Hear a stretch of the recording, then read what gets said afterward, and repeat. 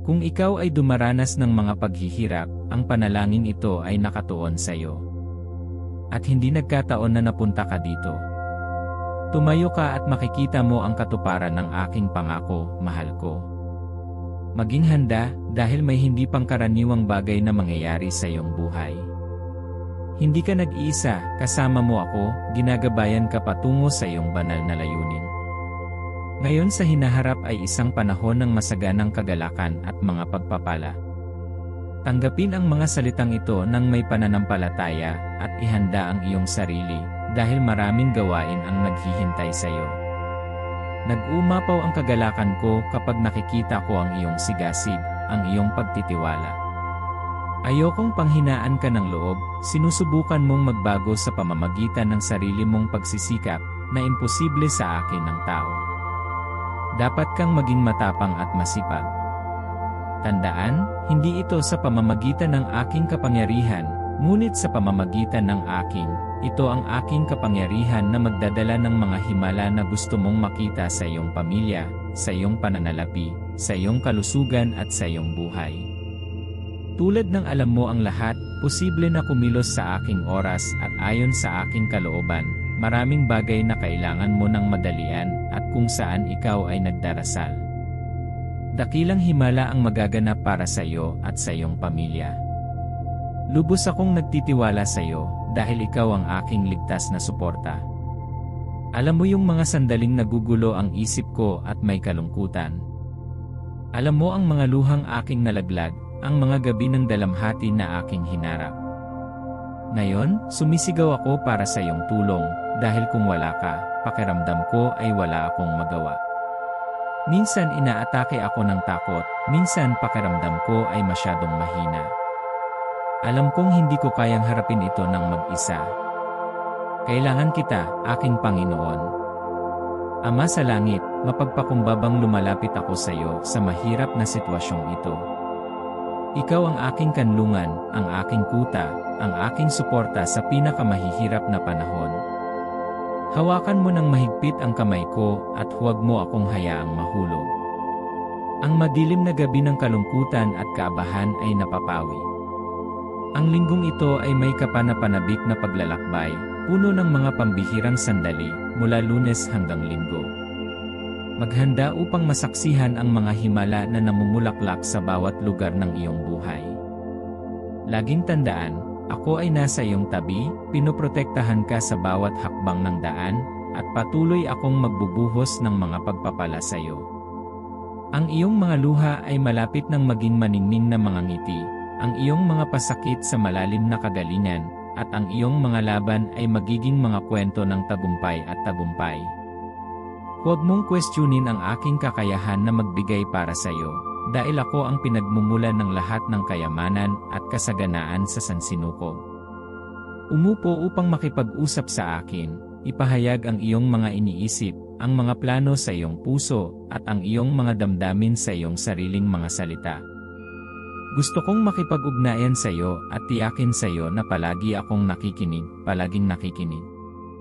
Ang pagpapahayag ng iyong nararamdaman ay nagpapagana sa iyong pananampalataya, at mula doon ang mga himala ay nagsimulang magbukas. Ang pakikipag-usap sa akin ay ang pinakamahusay na benepisyo. Pinapagaling ang iyong kaluluwa at pinapakalma ang iyong isip. Magtiwala ka sa akin, dahil ako ang iyong makalangit na Ama. Mangyaring huwag mag-atubiling makipag-usap sa akin, at ibahagi ang iyong mga pangangailangan, dahil gusto ko ring makita at maramdaman mo na isang malapit na kaibigan. Hindi mo malilimutan ang mga salitang ito. Binubuksan ko ng husto ang mga pintuan ng langit sa mga taong lubos na nag-alay ng kanilang sarili sa akin, na nagmamahal sa akin ng buong puso at isip. Ito ang aking mga anak na nakatuon sa paninirahan sa aking presensya, sa pagsunod sa landas na ito ng matatag, nang walang pag-aalinlangan, nang hindi tumitingin sa kaliwa o sa kanan. Nagtataglay sila ng lakas upang mapagtagumpayan ang bawat labanan, talunin ang bawat kaaway, labanan ang bawat tukso. Ikaw ang aking minamahal na anak, aking mahal na anak, at ang aking mga salita ay umaalingaw sa iyong mga isipan na nakaukit sa iyong puso. Ano man ang hilingin mong pagpalain ka ng mabilis, sasagutin kita at ipapadala sa iyo na nababalot ng aking pag-ibig. Tandaan, anuman ang problemang kinakaharap mo, nandito ako para tulungan ka. Mahal na mahal kita at tuwing umaga ay sabik akong naghihintay na magising ka at sabihin sa akin sa iyong mga iniisip na kailangan mo ako at mahal mo ako. Pakinggan ang aking minamahal na anak, aking minamahal na anak, pakinggan kung ano ang malumanay na ibinubulong ng aking espiritu sa iyong tainga. Ang iyong mga salita ng pag-ibig ay sumisikat tulad ng araw sa umaga sa aking trono, pinupuno ang iyong buhay, ang iyong pamilya at ang iyong tahanan ng aking mapagmahal na pag-ibig. Nagtitiwala ako na kaya kong manalo sa laban na ito at lalabas akong matagumpay dahil ang Panginoon ang lumalaban para sa akin. Nagtitiwala ako sa pangako ng Diyos na hindi niya ako pababayaan at laging mauuna sa akin. Ipinagkatiwala ko ang mahirap na sitwasyong ito sa iyong banal na presensya. Ngayon hinihiling ko ang lahat ng kailangan ko, buong puso kong naniniwalang matatanggap ko ito. Isulat sa mga komento ng buong pagtitiwala sa Diyos. O makapangyarihang Ama, ang aking kapangyarihan ay nagmumula sa iyo, kahit na ako ay nasaktan. Kailangan ko ang iyong buong tulong. Nagpapahinga ako sa iyong biyaya, gaano man kahirap ang sitwasyon. Bigyan mo ako ng pagtitiwala na ipahayag, bagaman lumakad ako sa libis ng lilim ng kamatayan, hindi ako matatakot sapagkat ikaw ay kasama ko. Ang iyong presensya at ang iyong patnubay ay umaaliw sa akin. Naway pagnilayan ng puso ko ang iyong salita araw-araw. Panginoong Hesukristo, aking tagapagligtas, hinihiling ko ang iyong karunungan at tulong sa mapanghamong panahong ito. Punasan mo ang luha ko. Kung pinanghahawakan niyo ng mahigpit ang aking mga salita, at isinasabuhay ang aking mga utos, walang sinuman ang makakapagpahiya sa inyong mga kaaway ay atras kapag nakita nila kung paano ko sila pinrotektahan. Itaboy ang takot at harapin ang iyong mga hamon ng buong tapang. Alam kong dumaranas ka ng mahihirap na panahon at narinig kong umiiyak ka ng tahimik na nagsasabi sa akin na pagod ka na at nawawalan ka na ng gana na magpatuloy. Piliing hanapin ako, magtiwala sa akin at manatiling matatag sa iyong mga desisyon. Sundin mo ako at sundin mo ako. Hindi naman ganoon kahirap at hindi ka mabibigo. Ipinapangako ko na ang pagsunod sa akin ay magdadala sa iyo ng kapayapaan. Ang iyong pananampalataya ay magbubunga ng pasensya at katahimikan. Maging handa para sa isang bahanang pinansyal na kaunlaran, masiglang kalusugan at tagumpay sa lahat ng bahagi ng iyong buhay. Ang mga alalahanin, stress at walang tulog na gabi ay malapit nang maging isang malayong alaala. Kung ang mga salitang ito ay nakarating na sa iyo, alamin na ikaw ay magsisimula ng isang paglalakbay ng malaking kasaganaan at walang katapusang pag-ibig. Ito ay panahon ng mga himala at pagpapala na naglalayon lalo na sa iyo. Bago mo makita ang mga pagbabago at mga himala na mangyari, panatilihin ang pananampalataya, pag-asa at tiyaga, dahil ako ay nasa iyong tabi, na gumagabay sa bawat hakbang ng iyong paglalakbay. Maniwala ka sa akin, mahal kong anak, na nagtatrabaho ako sa likod ng mga eksena, naghahanda ng mga solusyon at pagkakataon na lalampas sa iyong mga inaasahan. Sumulong ng may kumpiyansa, alam na mahal at inaalagaan kita. Ang mga pagbabago at himala ay maaaring mangyari anumang oras hanggat hindi ka susuko. Sumulat sa mga komento ngayon.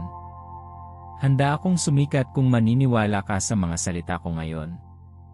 Ako ang makapangyarihang Diyos, may kakayahang gumawa ng mga dakilang bagay, at narito ako upang gabayan ka sa panahong ito ng pagbabago at pagbabago.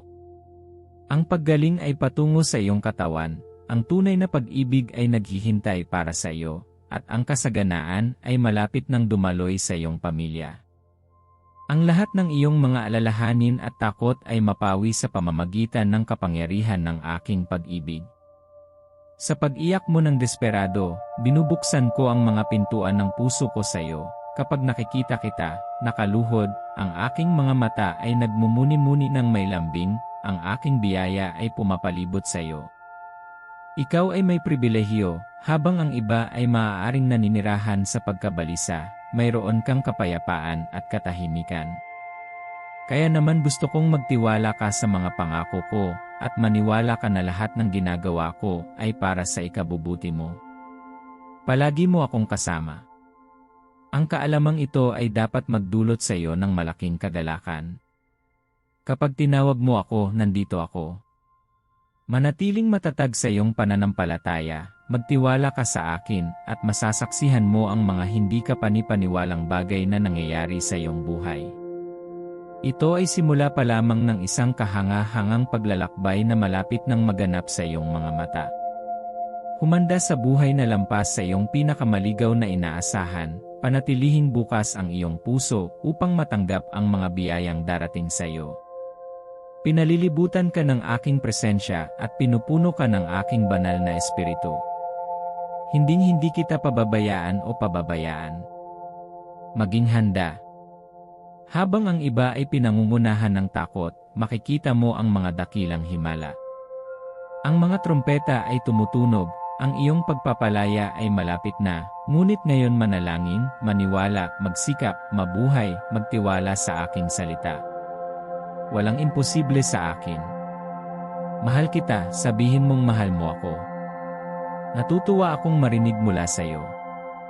Ang aking pag-ibig ay nagpapagaling sa iyo, nagpapakalma sa iyo, humahawak sa iyo, gumagabay sa iyo at nagtataas sa iyo.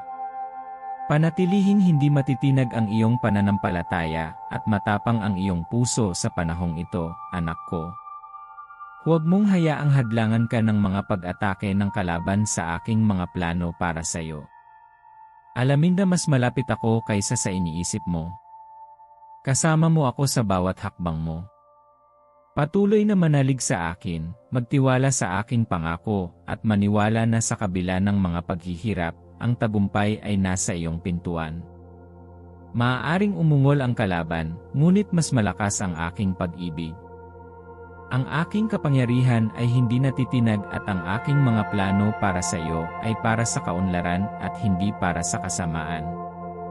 Habang sumusulong ka sa paglalakbay na ito, laging alalahanin ang pagmamahal ko sa iyo. Ako ang iyong gabay, iyong tagapagtanggol at iyong pinakadakilang tagapagtanggol. At narito ako para pagpalain at protektahan ka sa lahat ng oras. Kaya, huminga ng malalim, panatilihing hindi matitinag ang iyong pananampalataya, at maging handa na masaksihan ang pambihirang pangyayari sa iyong buhay. Darating ang magagandang bagay para sa iyo, mahal kong kaibigan. Magtiwala lang, maniwala, at tanggapin ang mga pagpapalang ibinibigay sa iyo ngayon. Tumingin ka sa paligid mo, pahalagahan mo lahat ng blessings na binibigay ko sa iyo. Ingatan mo sila, sa iyo sila. Kung gusto mong umasenso at umangat sa mas magandang antas, dapat maniwala ka sa akin kapag sinabi kong mahal kita at gusto kitang punan ng pagmamahal ko. Tanggapin mo ito, huwag kang magdahilan, huwag mo akong bigyan ng listahan ng iyong mga pagkakamali o magtago sa likod nito. Pinili kita para pagpalain ka, dahil sa paggawa nito ay pinili kong mahalin ka at iyon ang ginagawa ko. Hindi ako naglalaro sa iyong damdamin o nag-aalok ng mga walang laman na pangako. Buksan mo ang iyong mga mata at tingnan mo, ako nga. Paglalagay sa harap mo ng isa. Regalo mula sa sansinukob, aking pag-ibig, aking kapatawaran, aking biyaya at aking kaligtasan. Sabihin mo sa akin na naniniwala ka sa akin, na tinatanggap mo ako, na ibinibigay mo sa akin ang iyong buhay at na binuksan mo ang iyong puso sa akin. Ihanda ang iyong sarili para sa mabuting kalusugan at tagumpay sa iyong buhay. Ang stress, pagkabigo at walang tulog na gabi na sumasalot sa iyo ay malapit nang mawala. Habang ang iyong kalusugan ay naibalik, ang tunay na pag-ibig ay tatawid sa iyong landas at ang iyong pamilya ay makakaranas ng kasaganaan sa pananalapi. Ang lahat ng iyong mga alalahanin at takot ay mapapawi, mapapalitan ng walang hanggang kagalakan at kapayapaan. Ako ang makapangyarihang Diyos ng Celestial Army at ang Supreme Realm na may kakayahang gumawa ng mga dakilang gawa. Magtiwala ka sa akin at makikita mo ang mga kamangha-manghang bagay na nangyayari sa iyong buhay. Sa ilalim ng aking pangalan, ang kataas-taasang manggagamot, handa akong magbuhos ng kasaganaan sa iyo. Buksan ang iyong puso at tanggapin ang aking mga pagpapala. Kung gusto mong matanggap ang mga ito, ay type ang 333 sa mga komento. Ngayon, ipinapahayag ko na walang makakasira sa iyong kalusugan, oras, pananalapi o pamilya ang magtatagumpay. Tandaan, ako ang iyong Diyos, na handang alagaan ka araw-araw mula nang ikaw ay isilang. Naroon ako sa bawat yugto ng iyong buhay. Ang pakiramdam ng labis at pagod ay nagbibigay daan sa kapunuan at kasiyahan sa iyong buhay. Isang bagong kwento ang nagbubukas, puno ng swerte at pagkakataon. Nangangako ang Diyos na ibabalik ang bawat nasirang bahagi mo at mag-aalok sa iyo ng kumpletong pagpapagaling, kapwa pisikal at emosyonal. Ang mga pagpapala, pagpapagaling, pag-ibig, mga bagong pagkakataon at mga pabor ay darating bilang sagot sa iyong mga panalangin. Hindi mahalaga kung ano ang plano ng iyong mga kaaway laban sa iyo, hanggat ang Panginoon mong Diyos ay nasa iyong tabi, pinoprotektahan at ginagabayan ka. I-type ang 1,111 sa mga komento ngayon para i-claim ang mga pagpapalang ito sa pangalan ni Jesus. Nangangako ang Diyos na siya ay nakatuon sa pagbabago ng iyong buhay, na gumagawa ng mga himala na higit sa pangunawa ng tao. Laging tandaan, ang aking minamahal na anak na si Jesus ang bukal ng masaganang buhay. Ang mga naghahanap sa Kanya ng may bukas na puso ay hindi na mauuhaw o magugutom muli, kahit na sa panahon ng kakapusan. Sa panahon ng kahirapan sa pananalapi, panatilihin ang iyong pananampalataya sa akin.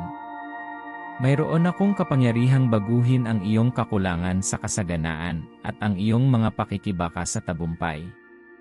Ako ang makapangyarihang Diyos, ang lumikha ng lahat. Ipahayag ang taos puso at buong pasasalamat. Bumuo ng isang listahan ng iyong kasalukuyan at inaasahang mga pagpapala, gayon din ang mga natanggap sa nakaraan.